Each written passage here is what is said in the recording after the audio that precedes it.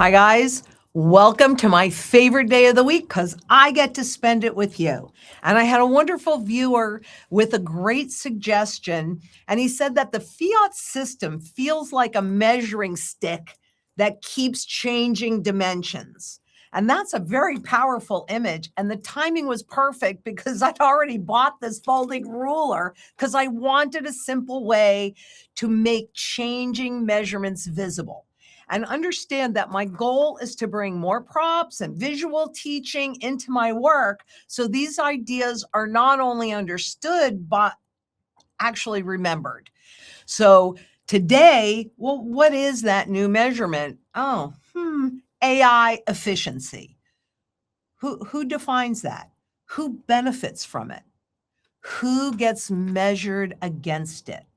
And as we go through this, if this helps you see the hidden truths behind the headlines, just make sure you subscribe, hit that like button, leave a comment, because let me tell you, we're already seeing this change. So let me know where you're seeing the change as well. And let's look at who's building this new measurement tool. Oops, it's not changing. Oh, there we go. Okay. All right. So again, we have somebody that made a comment, optimistic beekeeper, and it's a great one. Thank you so much for that. Now, the largest companies are projected to spend roughly $1 trillion building AI infrastructure. These companies used to fund expenses largely from free cash flow. Now, some, and you can see it right here, are going cash flow negative. Now, in 29, we had the industrialists transfer the risk to the public before the 1929 crash. Is that what we're seeing here? Because all we're issuing debt to help fund that build out. And that is about risk transfer, not just the innovation. They're experimenting at enormous scale with legal protections, right? That safe harbor, borrowed money, and public markets exposed when the promise or if the promise disappoints. I can't guarantee any of that. But what return must AI produce to justify all of this spending? And oh, by the way, who carries the risk if it doesn't justify it? Wall Street is actually also starting to ask that question.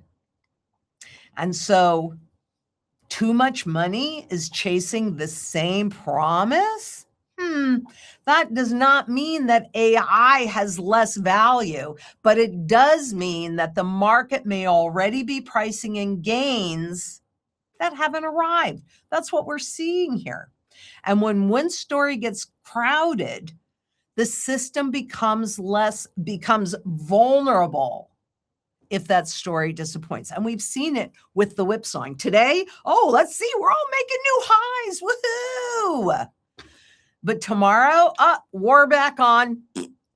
So really, the NASDAQ is at record territory, but price alone does not tell us whether this build out is sustainable.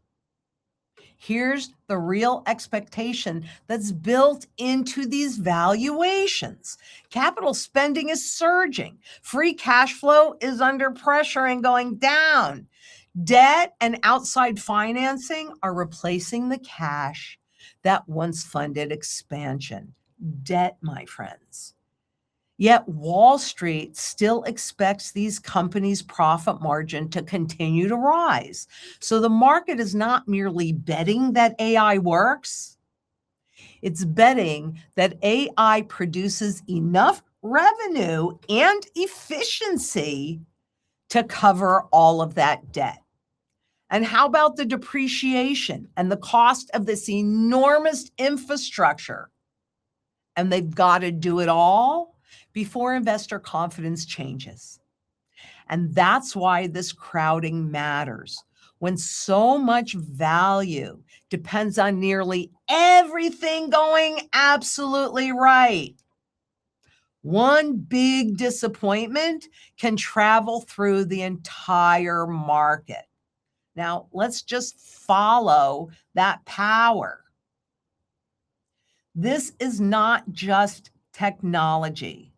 This is situational awareness and Citadel. This story matters because it shows capital positioning around advanced AI. What this really is, my friends, this is control. Who funds the machine may help shape who controls the rail it runs on. And when those rails change, guess what? This ruler, well, that changes too. But before the new system is fully built, well, we're already seeing the risk. Anthropic's AI models were reportedly hacked during tests. And why is this not changing? Sorry about that. Well, Anthropic AI models, look at this. They were hacked during tests and used against 3 organizations. This changes the question. So it's not only what can AI do or say, it is what can AI access and what can it do when it hits that access? Because once AI can act inside different systems, that risk moves beyond the screen. Absolutely. And the company's own warning makes that clear. Look at this. Anthropic warned that advanced AI agents with access to sensitive information can represent a substantial threat. That's not fear. That's the builder telling us access changes the risk. A tool that talks, well, that's one thing. A tool that acts inside systems, and they can do it independently. A lot of tests have shown that. That's something else. And this is not one isolated case. Here, OpenAI, Anthropic, Hugging Face, other companies, different names, same warning. The technology is being connected to systems before every consequence is fully understood. And let me tell you, we aren't going to understand all of the consequences in the testing phase. So if you're seeing this pattern, please do me a favor and like this video and give us a thumbs up and comment in the below, because we need to get this information out there. And now this comes home to the worker. How does it do that? Well, for the company, that could mean lower costs. But for the worker, it can mean lost income, disrupted health insurance, delayed retirement, and how about some stress on the family? So efficiency, that is not neutral. It depends on who receives the gain and who absorbs the disruption. And Chime, they're not alone. This machine is still being built. The risks are still being discovered, but workers are already being measured against it. That's why self-sovereignty matters. That's why local community matters. Food, water, energy, security, barterability, wealth preservation, community, and shelter, especially that local community. Because when big systems change, the people closest to you matter the most. So here's the question to carry forward. Who measures the value of your work? Because if AI becomes the new measure of corporate efficiency, who decides what your work is worth? Some of you might just remember that before Zang International, I had built another gold company. I know what it feels like to bring your labor, knowledge, experience, passion, hopes, dreams, your mission to the table. And I know what it feels like to have it not valued. But someone else's failure to recognize your value does not erase that value. And here at Zang International, our oldest employee is 79, and he's the chairman of the board. Our youngest employee is 23. All of us working together bring different experiences because we have everybody in between as well. Those skills and ways of seeing the world, that's what makes us stronger together. That's our community. Join us. Because every single person brings value. A company may remove workers and call that efficiency, and the markets go up. But efficiency is not the same thing as value. And even when your work is valued, can the money you are paid in carry that value forward? Now look, here's one measuring stick, and here's another one. I can't bend this measuring stick. I can't bend this gold or this silver. Technology changes. The rails change. Monetary systems change. But honest labor still needs an honest measuring stick. So ask yourself, who do you want measuring the value of your work? A system that can keep changing the rules?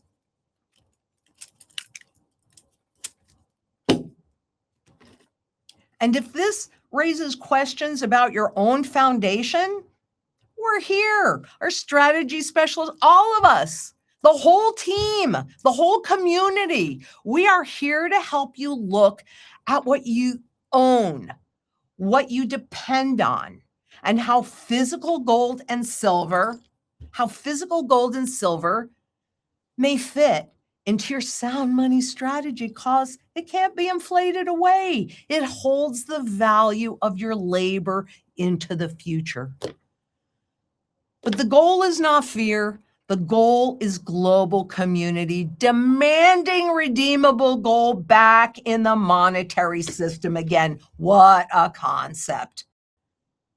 And the goal is to recognize your value, strengthen your foundation, become as independent and self-sufficient inside of local community.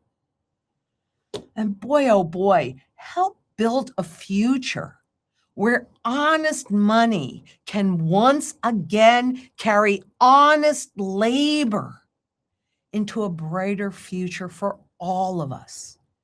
And I know we can do this. One person, no, we can't do it alone. But we come together in both local and global community and demand it. We only need 3%, that's all. We don't need 100% of the people to get it. But my work is about helping people understand what is truly happening, that you can't see, those hidden truths of money. And all we have to do is take our power back. Together we can do this. And now I'll take some questions. Neo the Wise asks, would the ultra rare collectibles have smaller pool of buyers when it comes to converting them? They don't even move much during an upswing. Is it wiser to get more of normal collectibles? No. What is the wisest thing to do? Because if you're looking at the ultra rare collectibles, that's for legacy wealth.